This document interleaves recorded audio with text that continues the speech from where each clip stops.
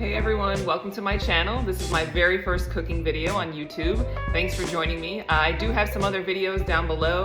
You can check me out on Instagram and also my food and wine blog at blogspot.wineladyfontenoy.com. Check it out. But today, the very first video on YouTube, we're gonna do a black mole. So I'm gonna show you all the ingredients first and the step-by-step process in this video. Here we go. All right, so we're gonna talk chilies. I'm gonna use all these chilies. You can look up some substitutes, but here's what I got.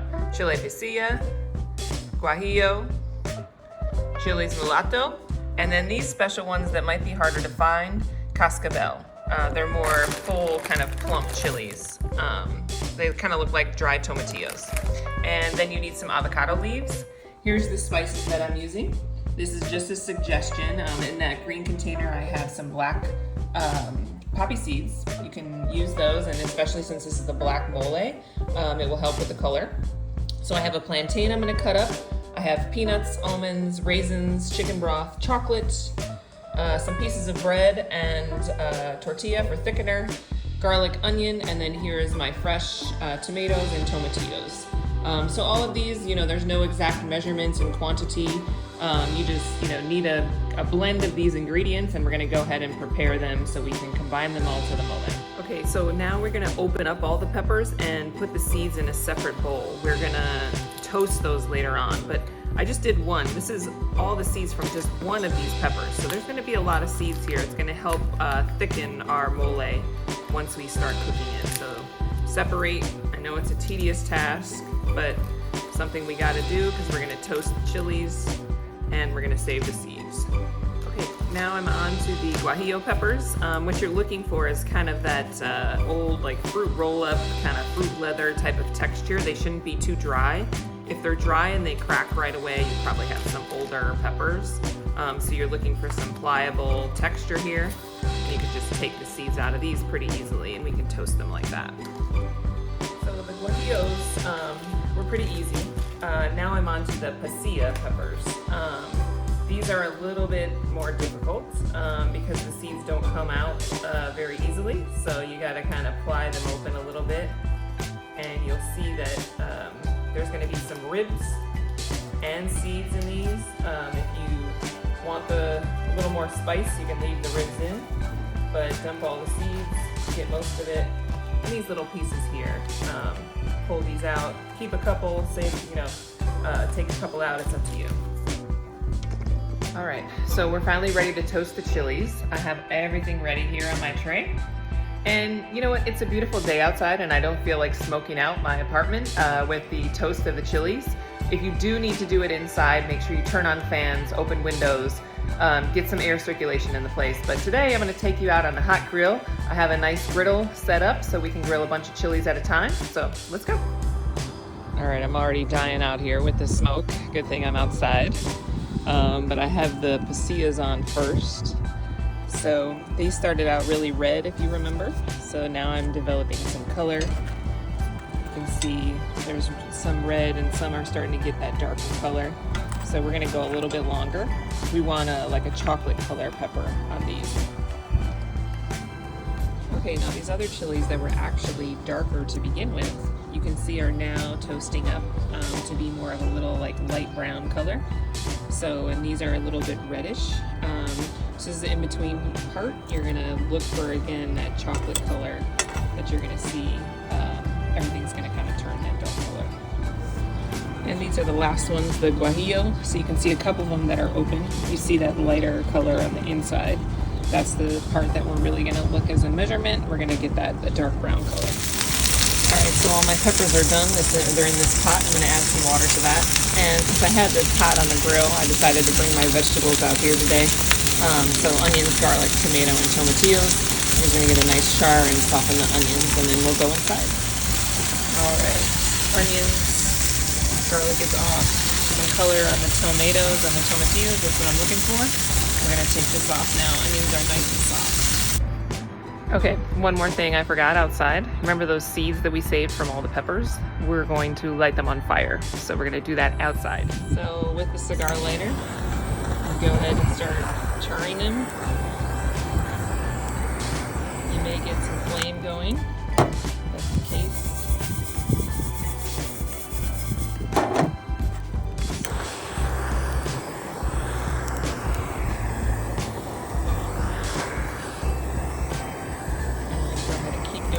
so we have a nice dark color on all the seeds. Alright, so I didn't get a huge flame because it's really windy outside, but I did char all these seeds, so I think we're ready to go. Alright, now my hair is all messed up. Got my sinuses cleared from outside from smoking those peppers and cooking out there, so now I'm inside. You can see I'm wearing black. I have an apron on. As we get into making this mole, it's gonna splatter, it's gonna make a mess in your kitchen, so make sure you wear clothes appropriate for that. So I am starting with my toasting of my nuts next. So to a dry pan, I'm gonna put my peanuts in. I have a little handful of the regular roasted peanuts. I put those in, but these are Spanish peanuts. It doesn't make a difference, I'm gonna use both today. Toast them until they become fragrant, and then you dump them and we'll go on to the next nut. All right, you can see I have some color on my peanuts. Dump those. Turn this pan down a little bit, and I'm gonna go ahead and add my almonds. These are going to go quick because they're sliced.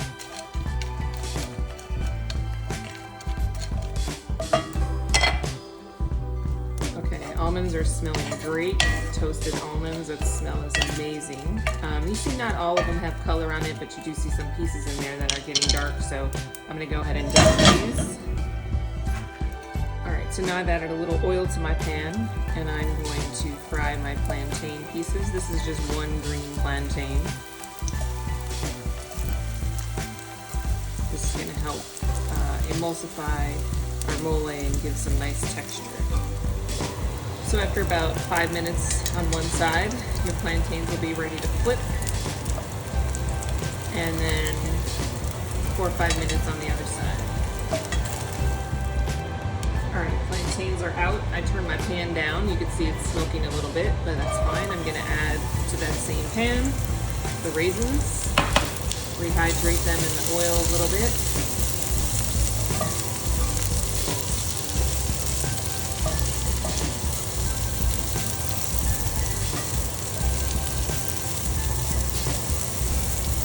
And let them sit just for a minute to plump up.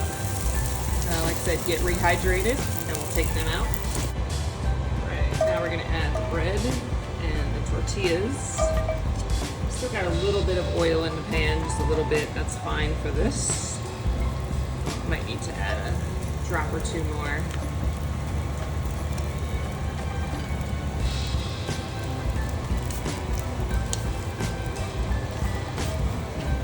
Just get this in contact with the pan. Heat it up, toast it up. That's enough.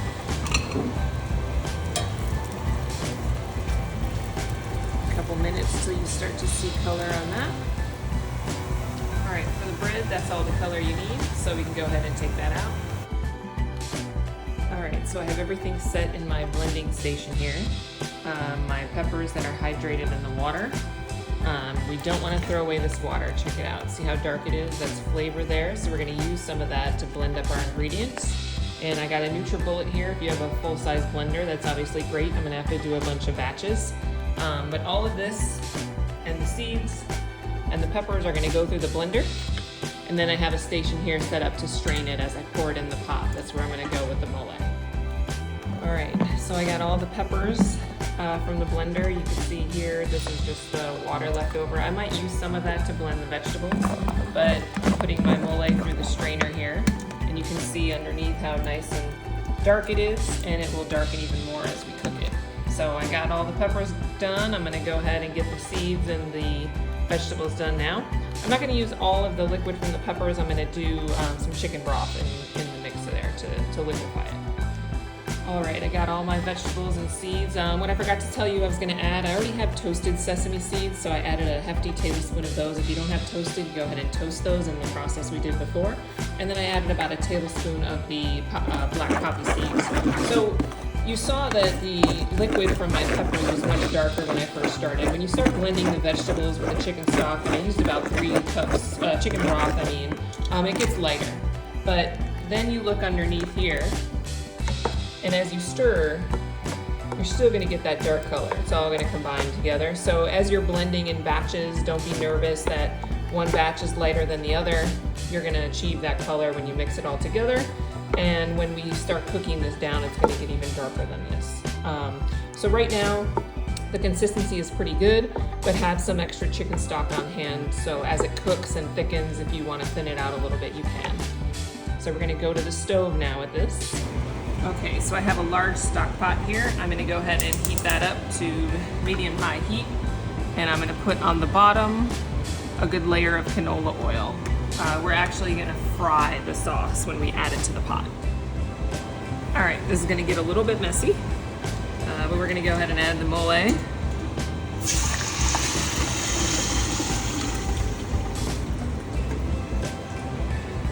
it's gonna probably start kind of popping all over your kitchen, but we have a splatter screen and we're gonna put the lid on. So make sure you get as much as you can out of there. Just give it a good stir. You heard that sizzle that happened when we added the mole, so that's what you want. All right, so all my mole is in. Now I'm gonna add some of my spices. So I have coriander seed, about a tablespoon of that. Oh look, that's all that's left. I'm gonna go ahead and just dump that in. It's fine. I have ancho chili powder. We'll start with about a tablespoon.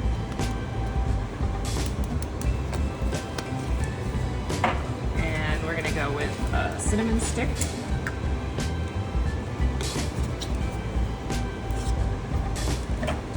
And a tablespoon of Mexican oregano. Yes, it's different than regular oregano. And we have ground cloves. I'm gonna do a shallow tablespoon of that. You don't want that flavor to overpower. And then we're gonna go with some black pepper.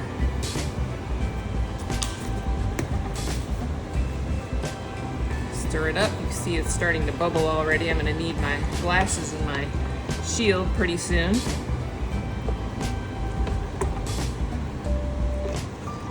Get a good stir. All right, so I just added my avocado leaves. I did about 4 of them. Stir that in. And now I'm gonna add my chocolate. No exact measurement here, but let's show you what half a cup looks like. You could use dark chocolate, Mexican chocolate. Give a little bit extra here. And that's just gonna melt in. And again, after an hour, we'll go ahead and we'll taste it. No sense in tasting it now. Everything has to cook together, meld down. So just give that a nice stir. Make sure you get the bottom so nothing is burning on the bottom. I have it on about medium heat right now. And go ahead and cover it and we'll come back. All right, so after about an hour of simmering, this is what I have. And time to add some seasonings. I'm gonna do 1/8 cup of smoked Malden salt and 1/2 cup of sugar in the raw. This is your seasoning part. All your spices are in there, all your peppers are in there. The only seasoning you're gonna do from here on out is sugar and salt. So we're gonna stir that up, and I'm gonna do a little cheat today. I'm gonna put it in the slow cooker. You wanna simmer this for several hours before you eat it. So a little way to speed up the process so you don't have to sit home and watch the pot, we're gonna put it in the slow cooker. All right, so after 4 hours in the slow cooker, I got the mole back in the large pot. I'm gonna thin it out with about 1 cup of water. And for texture wise, I'm gonna go in with my immersion blender. Depends on the type of blender that you had, that you originally put everything through. I want a little bit smoother texture, so I'm gonna go with a little bit of the immersion blender. All right, so after a little immersion blending, here's my mole, final texture and color there. And now we're gonna take the chicken thighs, season with some salt, pepper, ancho chili powder, and throw them in. And it's gonna take about 40 minutes or so. We'll see. We'll check the chicken in about a half an hour. But we're gonna throw them right in the mole pot to cook. For the mole, I'm doing a chicken tostada today. So I need a little topping, a little garnish. So I'm gonna do fire roasted corn. Here I have a Fresno garlic and a shallot, some pickled jalapenos, cilantro, and some queso fresco. So I'm just gonna saute the peppers and the shallot, add the corn, squeeze a little lime juice, and then on top I'll garnish with the pickled jalapenos, cilantro, and queso fresco. All right, we're almost there. So I've been tasting the mole, and It tastes good, it's got some heat to it, but I want to balance it a little bit more, so I'm gonna add maybe a couple tablespoons more of the sugar and the salt. Stir it a little bit more. Remember, the chicken is in there, so I'll have you look here.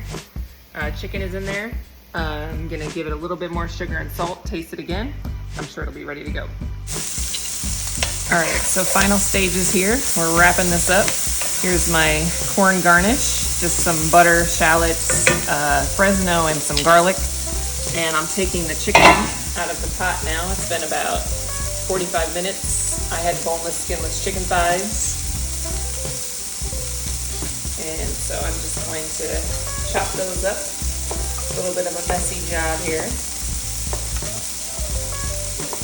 Done perfectly, nice and tender.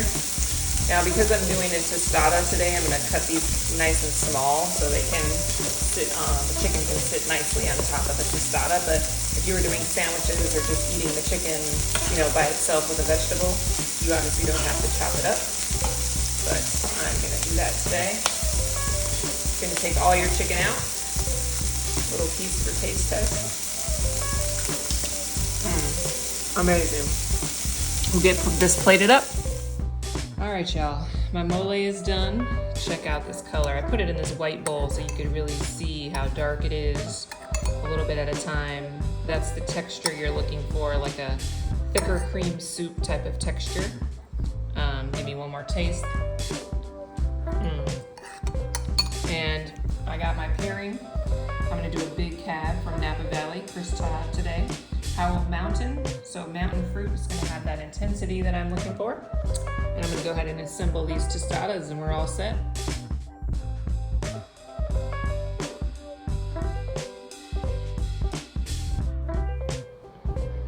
So dinner was awesome. I had enough chicken to make about 7 tostadas. So the mole tostadas, the chicken on the top, all the toppings, the queso fresco, and the key are those pickled jalapenos on top. Brings that kind of acidity to the party.